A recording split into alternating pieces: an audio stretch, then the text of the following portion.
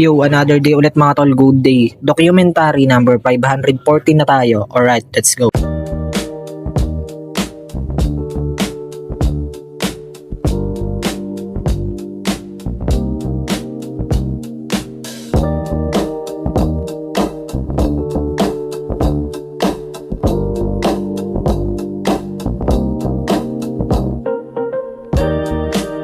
So yun mga tol, magsisimula na naman kami mag-DIY dito sa dining area.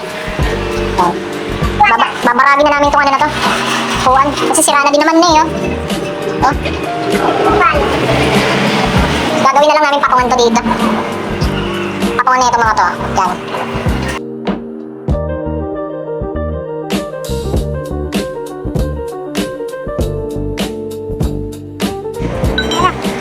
Lagyan namin dito.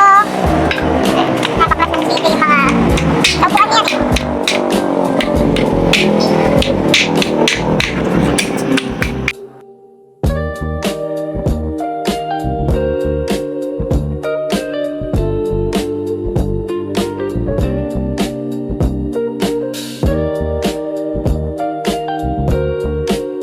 So yan mga tol, hindi ko na masyadong napakita yung mga pinagagawa namin. Medyo kapiraso lang yung mga nabidyoan. Yan, ito na itsura oh. Yan. So, ayan, yung patungan nandyan na yan. Di ba kanina nandito yan sa baba? Yung acrylic na yan. Tapos ito, dito na. Binaba namin ng bagya ito. Tapos ito, baka dito namin lagay sa gilid yan. Solid. Alright, medyo maalat. Yan, malinis-linis na tingnan. Yung mga tol, ito naman yung sunod na gagawin namin. Yung ilaw dyan na paikot, nandyan. Wala na, inalis na namin. Ito na siya ngayon. Yan. Dito na namin yung lalagay mga tol, paikot, pa ganun. Para yung tama ng ilaw dito sa mga to. Yan. Masyadong maliwanag pag dito, hindi, wala dito lang yung naliliwanagan eh. Hindi masyadong kita to sa labas oh. Grabe, ilang pukpok yung kamay ko dun try ko. Yan, kaya ilang pukpok yung kamay ko sa pangkabit na ito, pero yan, worth it. Yan, nandito na siya ngayon oh. Lalabas ako, pakita ko sa inyo. Diba?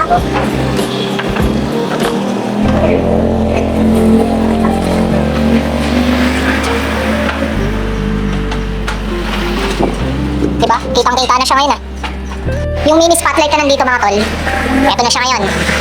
Yan. Mas gaganda pa yan kapag maraming crochet ng nailagay dyan. Baka maglalagay pa kami sud dito sa taas. Ewan ko lang, tapos dito pa. Food trip. Matsi na sila tropang race ka na padaan. Ingat, ingat.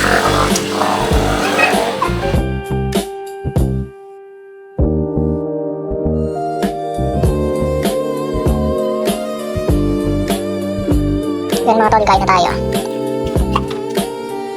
Yo, hanggang dito na lang ulit mga tol. Maraming salamat palagi sa itaas. And yung YouTube channel ko, kapag gusto nyo bisitahin, click nyo lang yung link sa baba ng caption.